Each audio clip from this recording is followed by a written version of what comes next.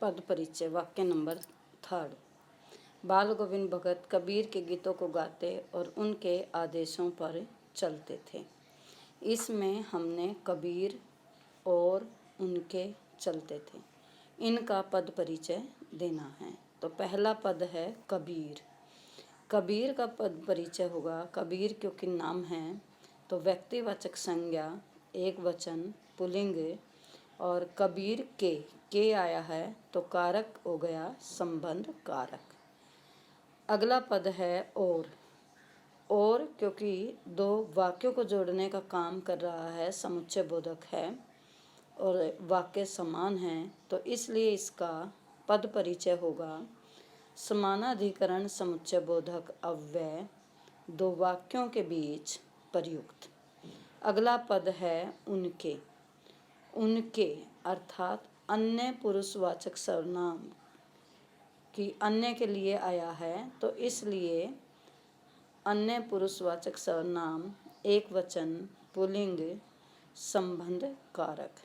अब यहाँ उनके भी यहाँ आदर के लिए बहुवचन का प्रयोग किया है कि एक वचन है कबीर, और कबीर क्योंकि अन्य है तो उनके का प्रयोग हुआ है और बहुवचन के रूप में आदर के अर्थ में बहुवचन का प्रयोग हुआ है। उसके बाद है चलते थे। चलते थे क्रिया है। क्या चलते थे? उत्तर नहीं है। किसे चलते थे? उत्तर नहीं है, अर्थात अकर्मक क्रिया। तो इसका पद परिचय बनेगा अकर्मक क्रिया एक वचन पुल्लिंग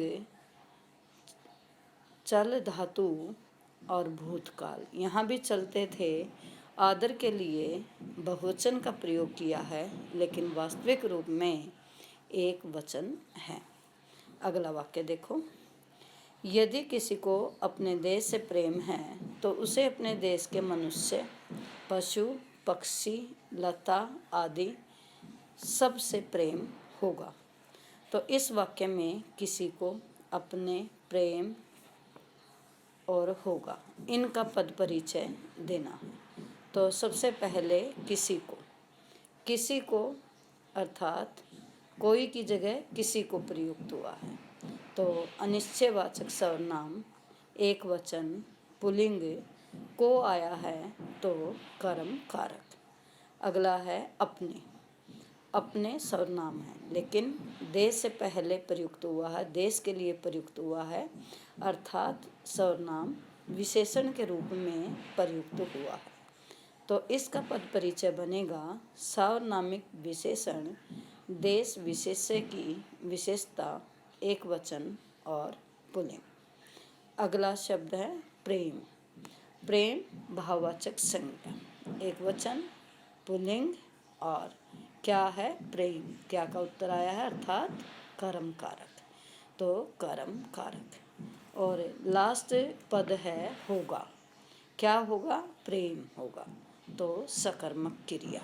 तो यहाँ इसका पद परिचय बनेगा सकर्मक क्रिया एक वचन पुल्लिंग और हो धातु भविष्यत काल। तो इस तरह हमें पद परिचय देना है।